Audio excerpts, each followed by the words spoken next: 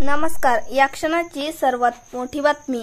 मीरा भाईंदर येथे महाराष्ट्र नवनिर्माण सेनेच्या शाखेचं उद्घाटन केल्यानंतर मनसे अध्यक्ष राज ठाकरे यांनी मराठी अस्मितेवरून गरळ ओकणाऱ्यांना गर्भित इशारा दिला. महाराष्ट्रात राहताय, शांतपणे राहा, मराठी शिका, आमचं काही भांडण नाही तुमच्याशी, पण मस्ती करणार असाल तर महाराष्ट्राचा दणका बसणार म्हणजे बसणार, अशा शब्दात सुनावले. त्यांच्या या भूमिकेनंतर मराठीचा मुद्दा हिंदी आणि धार्मिक वादाशी जोडण्याचा प्रयत्न मंत्री नितेश राणे यांनी केला. यानंतर आता मनसे नेते अविनाश जाधव यांनी अत्यंत बोचऱ्या शब्दात राणे कुटुंबावर तोफ डागली आहे. त्यावेळी वडिलांना का नाही सांगितलं, हिंदूचा खून करतोय म्हणून, अशी विचारणा अविनाश जाधव यांनी केली. ते पुढे म्हणाले की कोणाच्या सांगण्यावर बोलताना एकदा तरी विचार करा, आपण काय बोलत आहोत.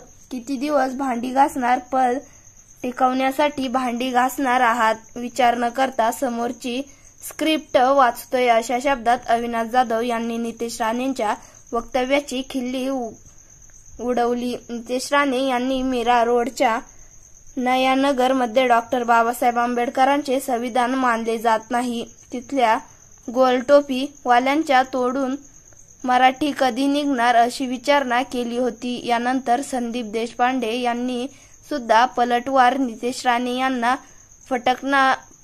फटकारले होते. सगळ्या गोष्टी महाराष्ट्र नवनिर्माण सेना करणार असेल तर मंत्री म्हणून मिरवणारे नितेश राणे काय करणार, ते पंखा हलवणार का, अशा शब्दात खिल्ली उडवली होती. दरम्यान राज ठाकरे मीरा भाईंदर मध्ये बोलताना म्हणाले की त्या दिवशी मिठाईवाल्याच्या बाबतीत जो प्रसंग घडला तो साधा होता. हिंदी सक्तीचा GR रद्द केला म्हणून महाराष्ट्र सैनिक आनंद साजरा करत होतो, तर एक आगाऊ मिठाईवाला म्हणाला की इथे तर हिंदीच चालणार. हे ऐकल्यावर महाराष्ट्र सैनिकांनी जे करायचं ते केलं. आता कानाला मराठी समजत नसेल तर कानाखाली बसणारच. त्या अमराठी मिठाईवाल्याने आगाऊपणा केला म्हणून त्याच्या कानाखाली बसली. मग त्यावर इथल्या व्यापाऱ्यांनी बंद पुकारला, मोर्चा काढला. मोर्चा काढणाऱ्या कानाखाली मारली होती का, अजून नाही मारली. कुठल्या तरी राजकीय पक्षाच्या दबावाखाली घेऊन तुम्ही हे सगळं करणार. तुम्हाला काय वाटलं मराठी व्यापारी नाहीत, किती काळ दुकान बंद करून राहणार आहात, शेवटी आम्ही काही घेतलं तर दुकान चालणार ना. महाराष्ट्रात राहता